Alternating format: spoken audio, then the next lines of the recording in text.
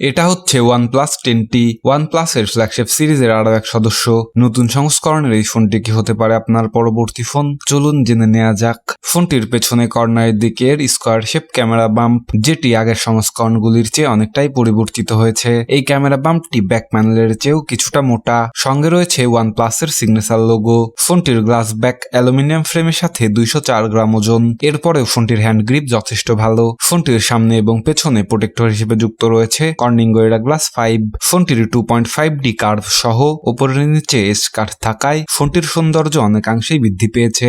ফোনটিতে 6.7 inch fluid AMOLED স্ক্রিনের সাথে 120 hertz refresh rate, full HD plus রেজলিউশনের এই ডিসপ্লেটিতে OnePlus এর কাস্টমাইজ ডিসপ্লে ইঞ্জিন ব্যবহার করা হয়েছে, ফলে এই ডিসপ্লেটি অনেকটাই উজ্জ্বল।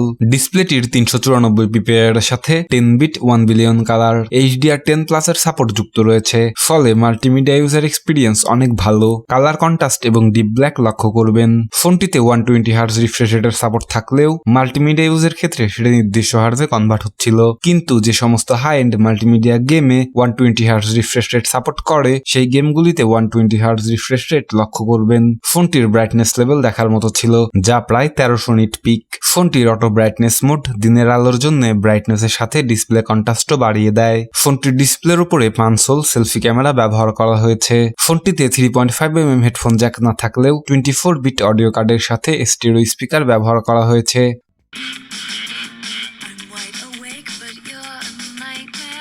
ফোনটিতে নোটিস করার মতো হাই ফ্রিকোয়েন্সি এবং লো ফ্রিকোয়েন্সি লক্ষ্য করবেন। ফোনটিতে মাইক্রোSD কার্ড স্লট সাপোর্ট না থাকলেও UFS 3.1 256GB পর্যন্ত maximum storage support built in রয়েছে। গ্লোবাল ভার্সনের এই মডেলটিতে অক্সিজেন OS 12.1 এর সাথে অ্যান্ড্রয়েড 12 এর ইন্টারফেস লক্ষ্য করবেন।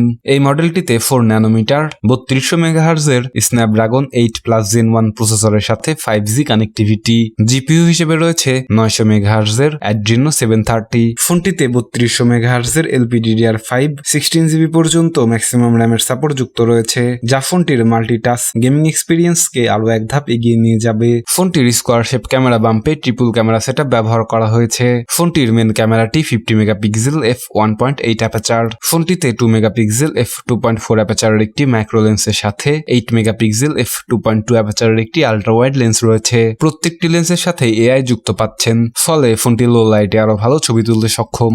দিনের ঝকঝকে আলোতে মেন ক্যামেরা দিয়ে তোলা ছবিগুলি অনেক শার্প এবং নয়েজ ফ্রি। ছবিগুলির কোয়ালিটি অনেক দুর্দান্ত। হোয়াইট ব্যালেন্স, কালার স্যাচুরেশন এবং ডাইনামিক রেঞ্জ যথেষ্ট ভালো। ফোনটির মেন ক্যামেরা দিয়ে তোলা পোর্ট্রেট ছবিগুলি অনেক সুন্দর। সাবজেক্ট এবং ব্যাকগ্রাউন্ডের বুকে এফেক্ট লক্ষ্য করবেন। ফোনটির মাইক্রো লেন্স দিয়ে তোলা ছবিগুলি অনেক শার্প এবং ডিটেলস। ছবিগুলির কোয়ালিটি দুর্দান্ত। ফোনটির আল্ট্রা ওয়াইড লেন্সটি যথেষ্ট কাজের না হলেও ছবি তুলতে সক্ষম। কালার স্যাচুরেশন ভালো, কিন্তু ডাইনামিক রেঞ্জের ক্ষেত্রে অনেকটাই পিছিয়ে থাকবে। রাতের বেলায়ও ফোনটির মেন ক্যামেরা দিয়ে তোলা ছবিগুলি অনেক শার্প এবং নয়েজ ফ্রি। ছবিগুলির কোয়ালিটি দুর্দান্ত। কালার স্যাচুরেশন এবং ডাইনামিক রেঞ্জ বাস্তবিক। ফোনটি দিয়ে আপনি সর্বোচ্চ 4K at 3060 fps এর ভিডিও রেকর্ড সহ 1080p at 240 fps এর স্লো মোশনের ভিডিও রেকর্ড করতে পারবেন। ফোনটির সেলফি ক্যামেরাটি 16 মেগাপিক্সেল f2.4 অ্যাপাচার, যা যথেষ্ট ভালো। সেলফি ক্যামেরা দিয়ে তোলা ছবিগুলি অনেক শার্প এবং ডিটেলস। ছবিগুলির কোয়ালিটি যথেষ্ট ভালো। এটিতে আপনি সর্বোচ্চ 1080p at 30 fps এর ভিডিও রেকর্ড করতে পারবেন। এত কিছুকে পাওয়ার অন করার জন্য যুক্ত রয়েছে নন রিমুভাল লিথিয়াম পলিমার 48 মিলিঅ্যাম্পিয়ারের একটি শক্তিশালী ব্যাটারি। এই ব্যাটারিটিকে চার্জ করতে 150 ওয়াট ফাস্ট চার্জারের সাহায্য নিয়েছে OnePlus, যা ফোনটিকে মাত্র 19 মিনিটে 100% চার্জ করতে সক্ষম। সঙ্গে রয়েছে USB Type-C 2.0 এবং USB অন দ্য গো। এত কিছুর পরে ফোনটির দাম গিয়ে দাঁড়ায় 699 ইউরো, যা বাংলাদেশি টাকায় 75,000 টাকার সমপরিমাণ। OnePlus 10T ফোনটির শক্তিশালী প্রতিদ্বন্দ্বী হিসেবে বাজারে রয়েছে Xiaomi 12s Ultra। Xiaomi 12s Ultra ফোনটি সম্পর্কে বিস্তারিত জানতে এখনই ক্লিক করুন। সবাইকে আরো একবার ধন্যবাদ জানিয়ে এখানেই শেষ করছি।